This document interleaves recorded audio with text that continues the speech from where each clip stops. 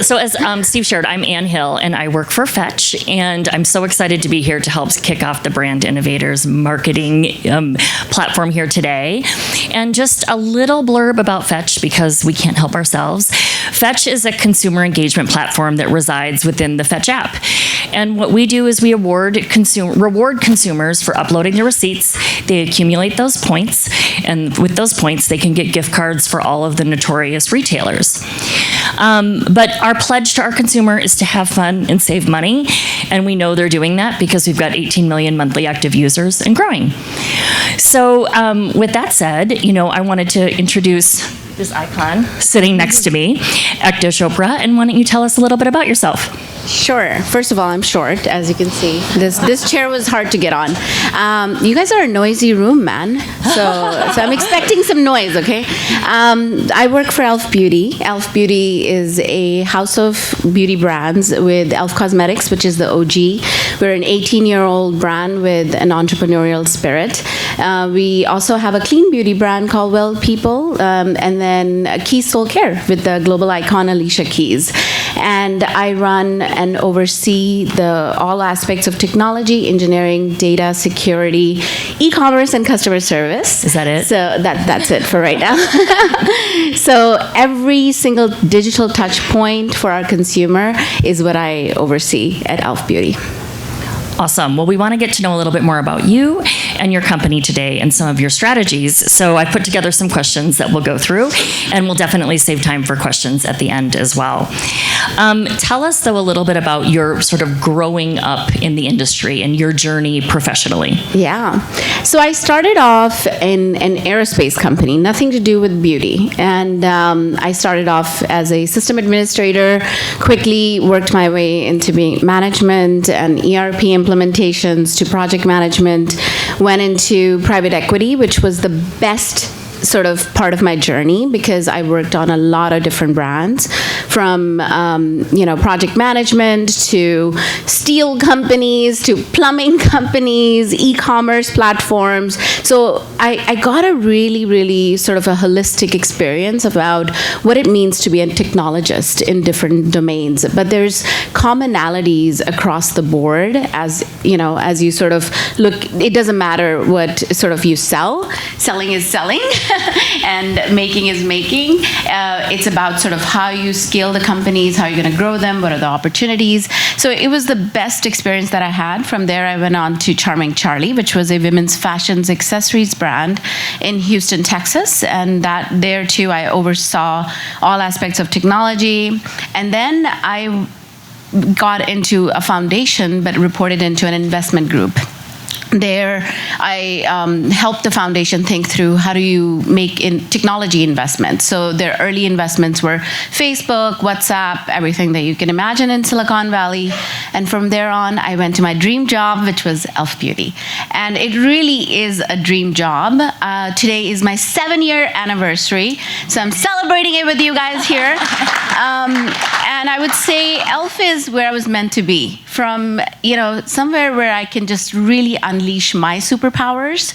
And I really transitioned from a technologist to a digital leader, overseeing the business aspect as well. So I actually saw what my work produces. So that's where e.l.f. has been sort of an amazing organization, a culture that allows innovation, allows you to fail fast, fail quickly, but then take risks, and I love that. So as you can, I can talk about this all day. I love e.l.f. It's so great. Well, you use the word superhero, and you are definitely one in my book because I've got a 15-year-old daughter who I am largely afraid of. But when I told her that I was going to be meeting with you, she got so excited. She was really, really, really enthusiastic about the e.l.f. products, as I mentioned to you when we were talking earlier. So it's the #1 Gen Z brand. She's not the only one. So tell us, how'd you get there? That's a huge feat. It really starts with 3 aspects, and we really live by this. Having your feet on the ground, and that's all about learning from your community, listening to your community. Your community tells you where you should be, where you have to go, and then having your head in the stars, because there are things that you're going to have to do that are going to be innovative. You have to take chances. We were the #1 beauty brand on TikTok that went viral. We are a TikTok billionaire, I think, 6 times now. And it's amazing to see that your community has everything that you need to know. So if you're not listening to your community and you're not reacting to your community, then you're lagging behind. So that's one of the things. And then one thing that makes e.l.f. very special is e.l.f. speed. We move at e.l.f. speed. And when I say speed, it means speed. We move so quickly. We don't have any red tapes. If I think about TikTok, we did a small campaign that said, oh, there's something there. We said, all right, we don't know what we're doing. Let's partner with someone. We got somebody who was an expert in, TikTok, and we launched our Eyes, Lips, Face campaign, which was the most viral campaign on TikTok. So it's about taking risks, taking chances, seeing signals, and reacting to them as quickly as possible. It's incredible what you guys have accomplished under your helm. And so as you think about, though, all of the different channels, right? It's truly an omni-channel brand. How do you slice and dice your strategies to react to all of those different channels and who's growing and who's not? Yeah. So I think for e.l.f., digital is not just our D2C brand. Of course, our D2C brand is our flagship. That's our brand hub. That's where we tell our story, who we are, what our purpose is, and so forth. But if I think about digital for us is an ecosystem, and it starts with retailer.com. So you can imagine Walmart.com, Target.com, Amazon.com, e.l.f., and our mobile app, which is growing, and it has 1 million downloads now, which I'm really excited about. And so I think it's everything that's anything digital touch point. And then you can include in there social commerce, gaming. If you think about what's happening in Roblox, digital sort of assets, anything that's digital is part of this ecosystem. So then the challenge comes in is how do you stay relevant, and how do you sort of really show up consistently at every single touch point? And it starts with a connected consumer journey. So we really focused on initially back in 2018, we really pivoted our strategy from just being distributor and e-com being an e-com on the side hustle to we're going to invest in it, and it's not going to be e-com, it's going to be digital. So that meant investing in your data ecosystem. We invested in a CDP. We invested in a very robust loyalty program. I'm proud to say our beauty program is the best that you would find. It is truly omni-channel. It rewards you for not just shopping on our site, but it rewards you for shopping at Walmart, Target, and you can get choices of your reward. So if you want to be paid with gift card for Amazon, or you want money in your PayPal account, or if you want money in your Venmo account, you can do that too. And we're constantly adding to it. And a surprise is coming this week, which is going to have everything to do with NFTs and so forth. We're launching something really amazing. So if you want to be part of it, then make sure you download the app and join our Beauty Squad program. A little bit of a marketing thing there. You have to, absolutely. I'm a new downloadee myself. And so you mentioned data, and I think it's the topic du jour, du week, du year. And I would say that I lead a collection of CPGs, in my role, and I would say the #1 question I'm getting from the most sophisticated to the least, if you will, how is everybody else leveraging all of the data out there? Can you tell us a little bit about how you're harnessing? You've got your own data, right? You've got your loyalty data, all that's out there. How are you leveraging it? Yeah. So I think, the panel before us did a great job. So kudos to you guys because you set the stage. I want to say, we're e.l.f., we have about almost 3.5 million loyalty members now, which is your first party data.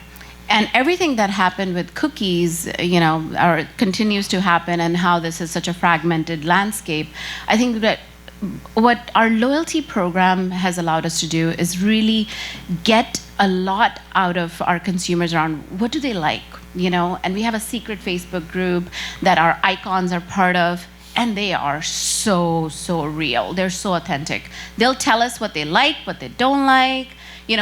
I want to try your sample. You did a bad job at this. Oh, kudos to you. I love this collaboration. So they are literally our top fans, So I get so much rich information around my products, where I need to be, what is the quality of our product, getting a signal of what's going to go viral, what's not going to go viral, based on this information that we get directly from our loyalty, members. So I think that's like one aspect of the data. Then you have, of course, the POS sales data. I mean, we get so much information, rich information from our retailers. They don't share everything, but they share enough. And there are innovative ways of getting more data. There's a lot of innovation happening in sort of retail media and so forth. And I think the third aspect is, you're not just looking at your consumer. You have to look at your product. You have to look at your supply chain. You have to think about data as a holistic approach. If you think about the innovation that's happening in supply chain right now, could you have imagined a world where through your supply chain data and tying it to Google Analytics and actually seeing like where things are going to go viral? I mean, I'm seeing innovation that has never existed before. So I think there is innovation that's tying it back to sort of what your consumer's journey looks like, where are they purchasing, and number one thing is like, what's their favorite touch point to shop at? I don't care. I don't care if I get a direct sale from them, as long as they're going to Walmart and Target and buying our products and they're giving us the brand love. But I want to build a relationship with them. And that's the number one thing that's really, really important. So we focus on not just one thing, but a holistic approach. In a very early on in our stage, as we were making this investment, we actually created our data lake that brings in everything from our product data, our supply chain data, our order data, our customer data. So you can imagine it's a full picture of what's happening. And I think that's the really most important thing, is not just looking at it from one angle. This is a complex digital world where you get massive amount of data. You're swimming in data, but if it's not telling you a story and you don't have people who can actually react to it quickly, and you can't build creative quickly, and you can't build copywriting and do ads and test and learn, then you're not doing anything with it. So I think it's constantly not just having the data, but how are you going to enable it for your teams? How are you going to make it easy for them? How are you going to build the teams to develop the assets and the storytelling that's needed? So it's really important that you have a holistic approach. That's incredible, and I think you're the emblem for what is going on out there right now. But I think you guys are definitely leaders of the pack. But as the chief digital officer, how do you then bring that story to your planning sessions, if you will, to CMOs, to your CMO, to the sales leaders? How do you integrate yourself within the e.l.f. organization to make sure everyone knows what the heck's going on? Yeah, I have a crazy CMO. She is amazing. And she knows I'm going to call her crazy, but she is ridiculously amazing. She is crazy about data. And I think she reads probably every single social comment, because I know I get 50 million texts every single day. And on why is this person, what's happening here? So what I would say is that when she's engaged. And when you have a leadership that's very supportive of a data-driven organization, then things become a bit easy. Another thing is e.l.f. is very unique in their structure. So almost 60-70% of the organization reports into marketing, including myself. So the full consumer journey, from product development to brand to integrated marketing to digital, all of that reports into marketing. So it allows you to have control over sort of every single touch point, literally. And then it's about building a strong relationship with your sales team. We never battle about, okay, this is mine or this is yours. It's about having a discussion. Where does it make sense? So having that relationship with your sales team to make sure that whatever you're doing for your digital sales is also enabling, and information is being utilized by your sales team and so forth. So it's about, that's where I think e.l.f. is very unique, data-driven, and we have a structure that doesn't hold us back. Definitely. You see some organizations still where digital and e-com are still off to the side. And Yeah. I love someone at a panel before said a screen's a screen, right? And I think that's so true. That's all under kind of the marketing. So you guys are doing a great job there. Are there with as great as you guys are doing, how do you keep a watch on what's going on externally? Are there other companies out there that you think, oh, they're doing great? Who do you Yeah. Who do you look up to, if you will? If you don't get inspired by what others are doing, or if you don't keep an eye, then you're just too full of yourself, man. Get out there, right? Like, people are doing stuff. Everybody does something unique, I think, and you can learn from it. So I spend a lot of my time, like, I personally have 20,000 TikTok follower, not because I want to be an influencer, although I am a mini influencer.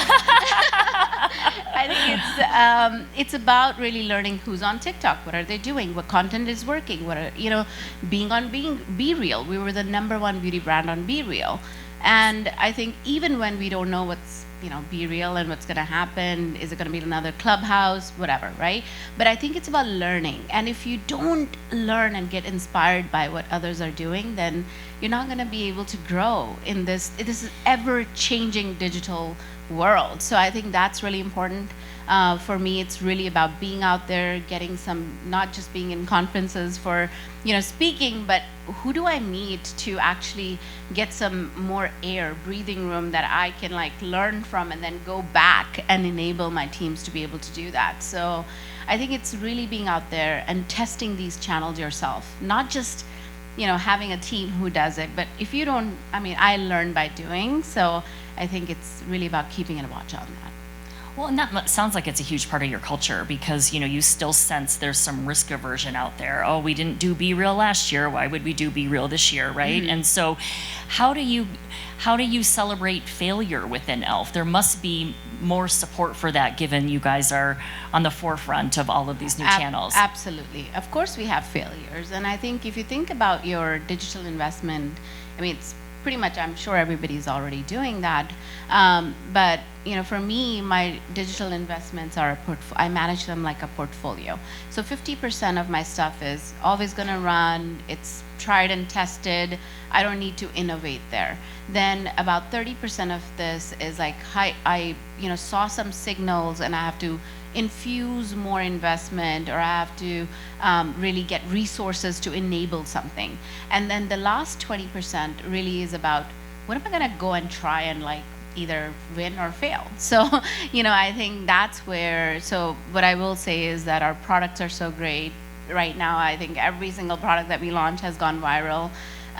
So I think what that really helps sort of fuel more funding.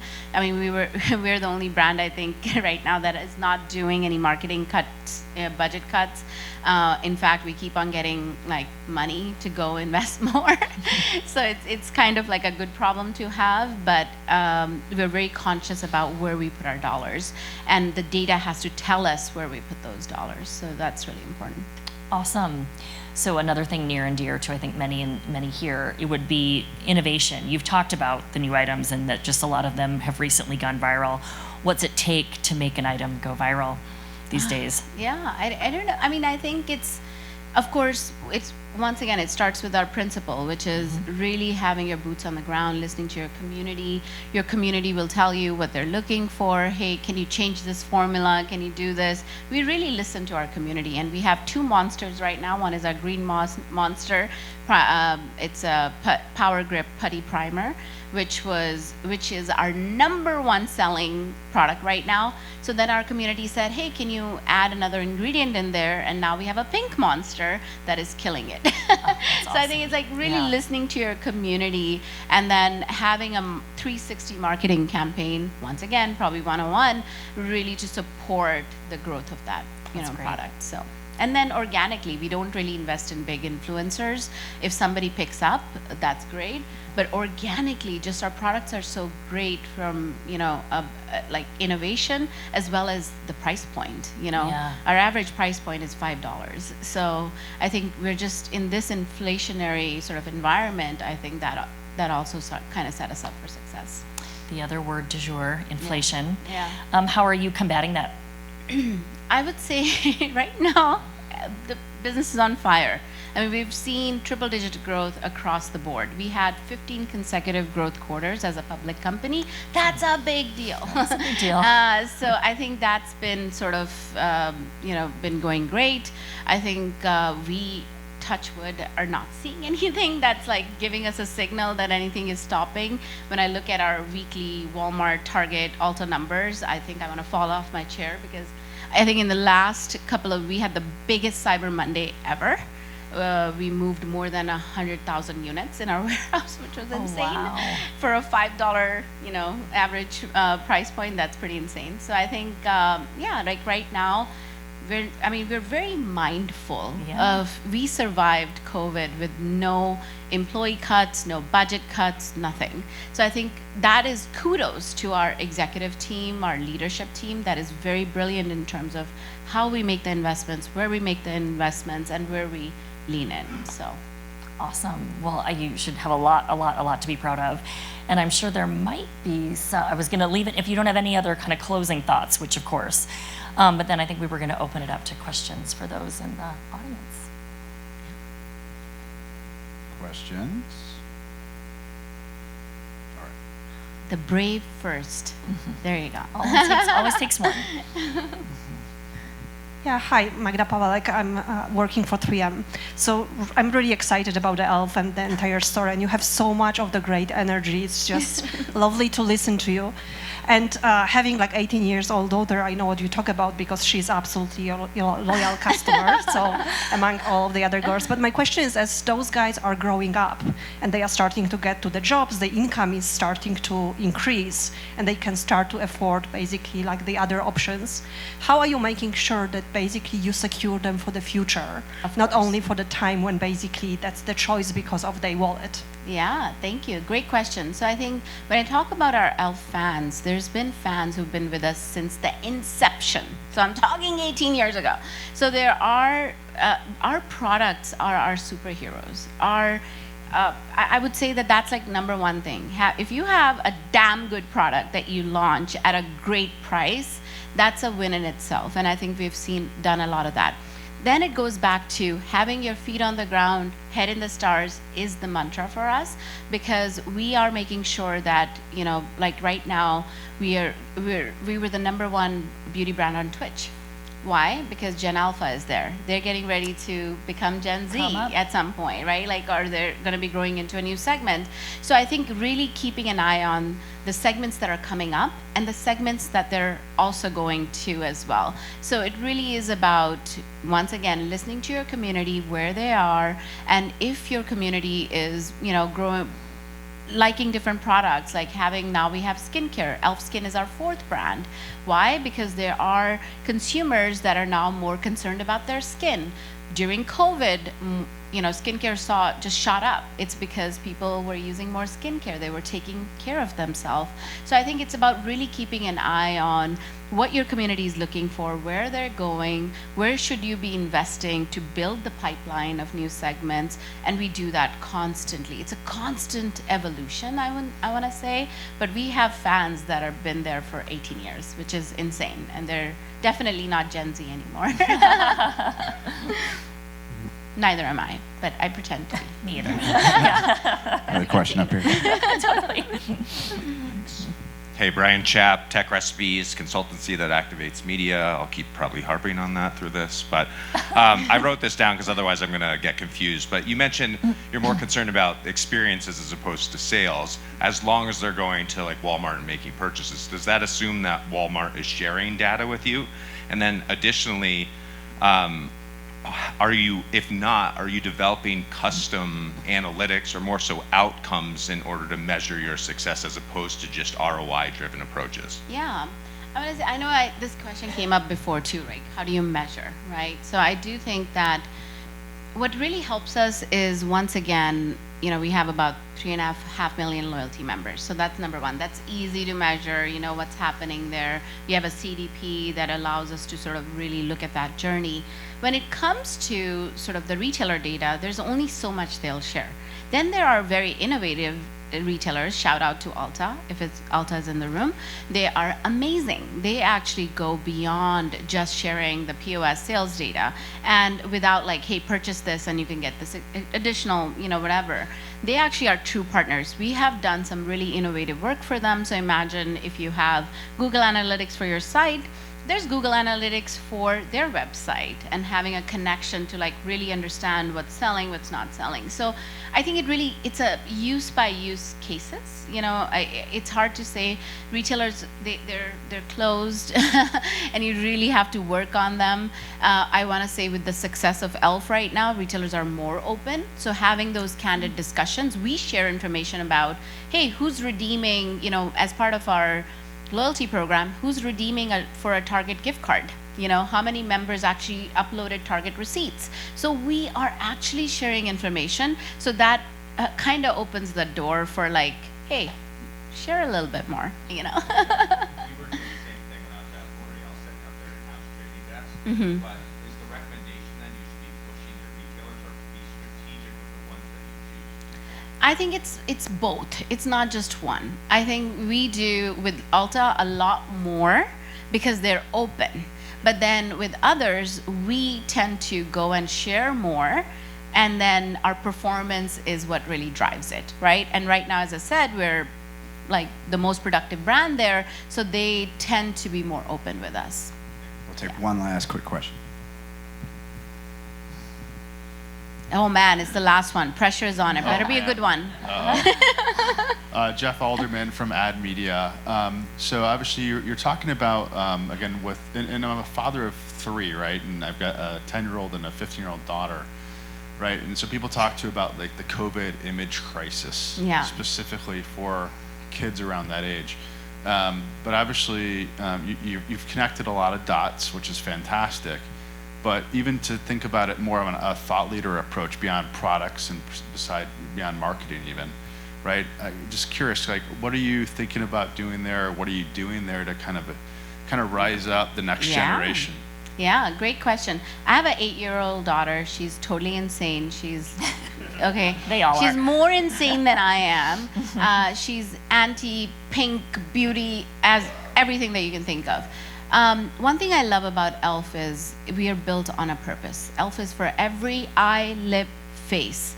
It's about self-expression. It's about who you are, and we don't discriminate on that. So, and once again, I think if I think about everything from a purpose perspective, the organizations that we align with, and sort of what we do in our marketing campaigns and being diverse, my CMO will not just, every time she looks at a campaign, well, does it have all the shots? Does it have every single, sort of diversity represented, and so forth. So I do think that we question a lot ourselves before we actually go out there. Now, if I think about specifically, my daughter is into Roblox and gaming and so forth. She's a total gamer.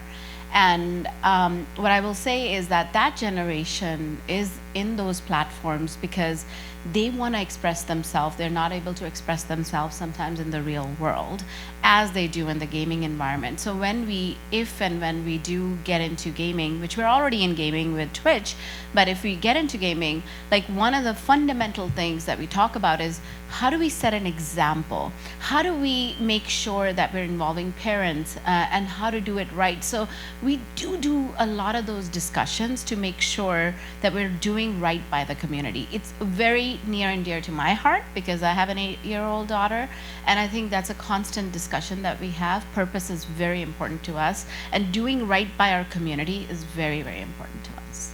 Thank you very much. It's such an amazing success story, so thank you so much. Round of applause, folks. Thank you.